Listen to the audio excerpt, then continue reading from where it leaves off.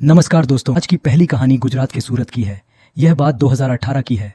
सूरत में एक जगह वराछा, यहीं पर एक पंचरत्न टावर है। इसी टावर के एक फ्लैट में आयुर्वेदिक डॉक्टर शैलेश वीरानी और उनकी पत्नी रीना वीरानी रहते थे। 27 अप्रैल 2018 को रीना अपनी मां के साथ सब्जी खरीदने के लिए घर से निकली। सब्जी खरीदने के बाद उसने मां से कहा, मुझे एक काम निपटाना है, आप घर चली जाओ, मैं थोड़ी देर में आ जाऊंगी। इसके बाद रीना बिना किसी जानकारी के अचानक लापता हो गई। घर वालों ने उसे हर जगह ढूंढने की कोशिश की, कई बार फोन भी किया, लेकिन उसका कोई पता नहीं चला। आखिरकार रीना के भाई ने अमरोली पुलिस थाने में उसकी गुमशुदगी की रिपोर्ट दर्ज करवाई। पुलिस ने तुरंत जांच शुरू की, लेकिन उस समय तक कोई सुराग नहीं मिला था। अगले दिन 88 अप्रैल 2018 की सुबह करीब 10:30 बजे वगई से सांप उतारा जाने वाले रास्ते पर जंगल में फंडा फाटक के पास एक नाले में एक महिला की लाश मिली। महिला ने टी शर्ट और कैपरी पहनी हुई थी। लाश की हालत देखकर पुलिस को शक हुआ कि यह किसी गंभीर अपराध का मामला हो सकता है। पुलिस को तुरंत रीना की गुमशुदगी की रिपोर्ट याद आई। उन्होंने महिला के परिवार को पहचान के लिए अस्पताल बुलाया। जब परिवार वहां पहुंचा और लाश देखी तो उन्होंने तुरंत पहचान लिया कि यह शव रीना वीरानी का है। रीना की मौत की खबर सुनकर परिवार पर दुखों का पहाड़ टूट पड़ा। पुलिस ने उनसे पूछा कि क्या किसी पर शक है, लेकिन शुरुआत में परिवार किसी का नाम नहीं बता पाया। मामला रहस्यमय और पेचीदा लग रहा था। इस घटना ने पूरे इलाके में सनसनी फैला दी।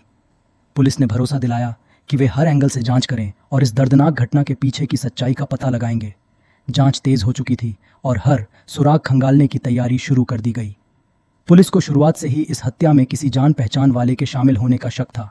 उन्होंने मामले को गंभीरता से लेते हुए सूरत से लेकर वगई तक के सभी संभावित सुराग जुटाने शुरू कर दिए। जांच के दौरान पुलिस ने 30 से अधिक सीसीटीवी कैमरों के फुटेज खंगाले ताकि घटना के बारे में कोई ठोस सुराग मिल सके। फुटेज की बारीकी से जांच करते हुए पुलिस ने हर उस व्यक्ति और वाहन की पहचान करने की कोशिश की जो उस इलाके में घटना के समय मौजूद थे। इसी दौरान पोस्टमार्टम रिपोर्ट आई, जिसमें यह खुलासा हुआ कि रीना की हत्या से पहले उसके साथ शारीरिक संबंध बनाए गए थे। यह जानकारी पुलिस के लिए और भी चौंकाने वाली थी, क्योंकि इससे मामला और भी जटिल हो गया। अब पुलिस को यह समझने में मदद मिल रही थी कि यह सिर्फ एक हत्या का मामला नहीं था, बल्कि इसके पीछे और भी गहरे रिश्ते और कारण हो सकते हैं। पुलिस ने जांच को आगे बढ़ाते हुए रीना के मोबाइल फोन की भी गहन जांच की। कॉल डिटेल्स और लोकेशन डाटा को खंगाला गया ताकि यह पता लगाया जा सके कि घटना के दिन रीना ने किससे संपर्क किया था और वह आखिर कहां गई थी। मोबाइल की जांच में कुछ संदिग्ध कॉल्स और मैसेज सामने आए, जिनसे पुलिस को शक गहराने लगा कि इस हत्या के पीछे कोई करीबी व्यक्ति हो सकता है।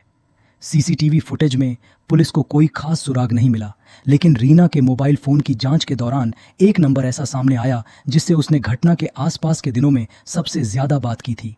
जब पुलिस ने इस नंबर के बारे में रीना के पति शैलेश वीरानी से पूछताछ की तो उसने बताया कि यह नंबर संजय डोबरिया का है, जो रीना का बचपन का दोस्त है।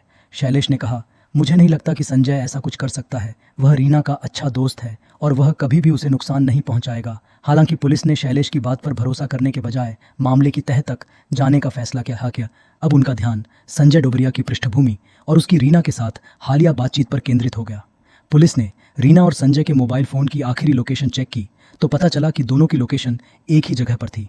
यह जानकारी पुलिस के लिए एक बड़ा सुराग साबित हुई। पुलिस ने तुरंत संजय डोबरिया से संपर्क किया और उसे पूछताछ के लिए बुलाया। यह अब साफ हो गया था कि रीना और संजय के बीच कुछ ऐसा था जो पुलिस को जानना जरूरी था। अब पुलिस की जांच की दिशा संजय पर और भी ज्यादा केंद्रित हो गई। पुलिस को यह असंदेह अच्छी तरह से पता था कि संजय इतना आसानी से कुछ नहीं बताएगा, इसलिए उन्होंने उसे सख्ती से सवाल किया, तुमने रीना के साथ जबरदस्ती की और फिर उसकी हत्या की। रीना के शव से जो सैंपल मिले हैं वह तुम्हारे ही हैं, हम जानते हैं। अब तुम्हें खुद से बताना होगा कि असल में क्या हुआ था। जैसे ही संजय ने सैंपल की बात सुनी, वह डर गया और जल्दी से बोल पड़ा, मैंने कोई जबरदस्ती नहीं की, जो भी हुआ वह दोनों की मर्जी से हुआ। हम दोनों के बीच पहले से ही एक संबंध था।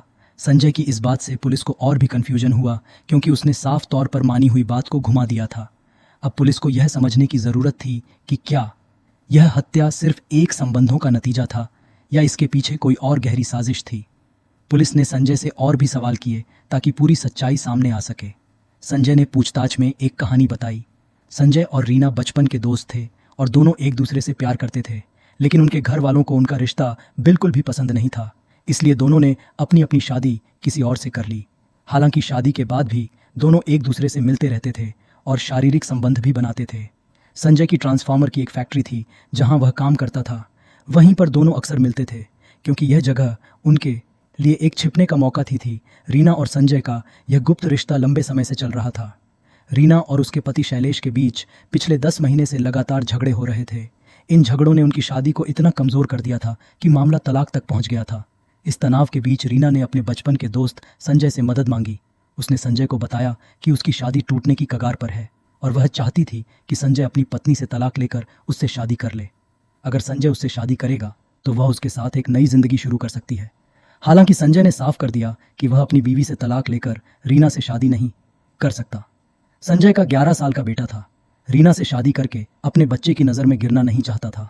संजय को अपने परिवार की परवाह थी, लेकिन रीना इस रिश्ते को लेकर अड़ी हुई थी, जिससे उनके बीच तनाव बढ़ता जा रहा था। संजय ने धीरे धीरे रीना से दूरी बनानी शुरू कर दी थी।